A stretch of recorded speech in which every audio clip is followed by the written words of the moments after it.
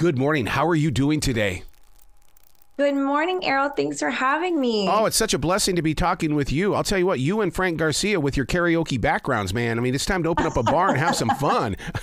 Oh my gosh, I would love to open up a bar with Frank. He's a blast. What did you learn by doing the karaoke? Was it because in reality, doesn't that also challenge you to do it in your own way? It does. It does. That was one of the reasons why my blind audition song, I changed the whole arrangement of it when I went in for rehearsal. And because I was given an Alanis Morissette song, and I said, all right, I'm going to be compared to her no matter what I do. So I was like, I need to change the song and make it sound completely different so that nobody can compare me and tell me that I'm doing karaoke. Because for the arrangement I did, there's no karaoke version around. So I completely changed it, and I was like, I'm going to do this my own way. I'm going to make it sultry and soft and pretty instead of hard rock. And, that was what I did. So yeah, it is definitely a challenge to do things a little differently, but I've learned over the years not to be mimicky and to change things and kind of make them my own. Where do you get that confidence and that courage to be able to do that? Because so many people would like to, but then they step back because they know that they could be judged by it. I'll be honest with you. I'm still learning how to be comfortable. I really am. I mean, every day is a challenge. I mean, you're your own worst critic. Yep. And every day I humble myself. Let me tell you, I record something and I just pick myself apart, and I'm learning to be nicer to myself. I'm learning to step outside of my comfort zone, do things I'm very uncomfortable with. For one, this show, I have auditioned for so many years to get on it. I got a lot of no's. And every time I get a no, I'd work a little bit harder and I'd learn a little bit more about myself. And I wanted so badly to be there that I just kept trying and growing. I would do vocal exercises and I would watch stuff on YouTube, and I would just challenge myself a little bit. And I think that's the key is, always challenge yourself, always be a little bit uncomfortable because that's how you grow, but also be humble because you always can grow. No matter how good you are, you can always get better. Yeah, because the people around you, they'll always accuse you of being overconsumed by such a project. And it's like, I'm not being consumed. It's a calling. I know I'm going to be there. I just don't know when it's going to happen. Exactly. And when you love something and you're passionate about it, you want to put all your energy into it. I think anybody would say that. So yeah, I mean, I wanted it so badly. I would picture myself there. Every time I'd watch a new season, I'd be like, I'm going to get there. I'm going to get there. I'm going to be on that stage. I just know it. It wasn't a matter of if it was going to happen. It was just when. Wow. I'm a mobile DJ, and your mother was also in the karaoke business. I protect all of my music. Did you ever break into your mom's karaoke collection? So many times. Oh my God, that would freak me out. My mom had a karaoke business in the early 2000s. So this was when you had CDs. Now everything's digital. So she had like this big, huge, I don't even remember what they're called anymore. It was like this big, huge vessel that had all the CDs, and you'd like spin it and you'd pull it out. Oh my gosh. I would rearrange her stuff all the time. And we also had like our karaoke. My mom had her professional karaoke stuff, and then we had a karaoke thing in the living room. So I was always going through her stuff and just playing around, messing around. My friends and I would record little videos on our ginormous handheld video camera, which was from the 90s, which was massive.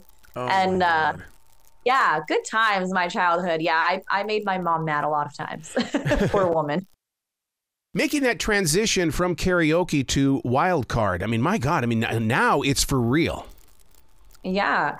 So I decided in my 20s, I was like, you know what? I really love karaoke, but I want to get paid to do this. Like, I think that I, paid my dues, and I'm ready to get paid to do the thing I love to do. And I was like, what better way than to start a band? And I basically put an ad out and looked for some people and stumbled upon these guys, which also sounds really sketchy, but met these guys, and they ended up being my mom's friends, my mom and dad's friends from like high school. which was really funny.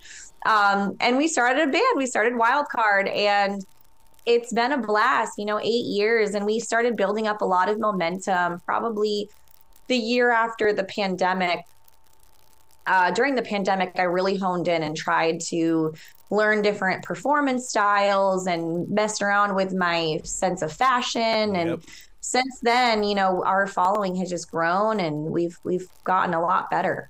Wow. I study Native American spirituality, so when I found out that you are a cat person, the things that I found out: self-sufficiency, intuitive, magic with a mystery. Is that you?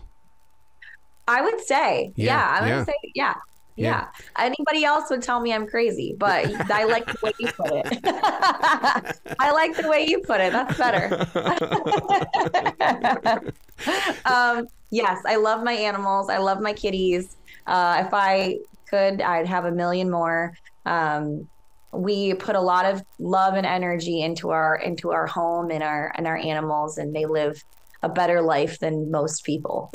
Do you think, as a songwriter, that if we could replant you back in the 1960s, this Taylor Swift world that we're living in, could you fit into the Bob Dylan world? In other words, I think Taylor Swift is like a Bob Dylan of today. I've never made that comparison, but you're kind of right. And yeah, she just kind of carves her own path there, and she's a force. Yeah. But yeah, I absolutely agree with that. And if we could go back into the 60s, I definitely. What are you learning as a songwriter today? As a songwriter, I'm very novice in songwriting. I have an EP coming out here at the end of the month that it's a 2-song EP, and they're my first 2 originals I've ever written and recorded. I'm very excited about it. But like I said, my very first ones. And as I'm going through this process, I'm learning a lot about it. I'm learning a lot about how to put my feelings and my thoughts into things, but also making music that can be translated in so many different ways. I love, going back to Taylor Swift, I love her metaphorical lyricism. I love that you can take a song of hers and you can basically apply it to anybody's life. It doesn't have to be about love. It can be about, yourself. It can be about challenges. And I love that about her. And I think that's a huge key of writing music, is to make it speak to everybody. Even if you have a meaning for you, it needs to have so many meanings for other people too. Absolutely. Where can people go to find out more about you and give you some love and to get that EP into their life? So you can find me on Instagram, TikTok, and Facebook at Alyssa Crosby Sings. That is my handle. So please find me, show me some love. And I post all of my stuff, my shows, and I post videos all the time. And I will be releasing my EP here at the end of the month. So hopefully you guys enjoy it. Do me a favor, get in touch with me afterwards, because I love promoting music and putting it out there. So when you're dropping that thing, you've got to get back in touch with me. Oh my gosh, I would love to. Thank you so much, Arrow. I would love that so much. Excellent. Well, you be brilliant today, okay? Thanks. You also.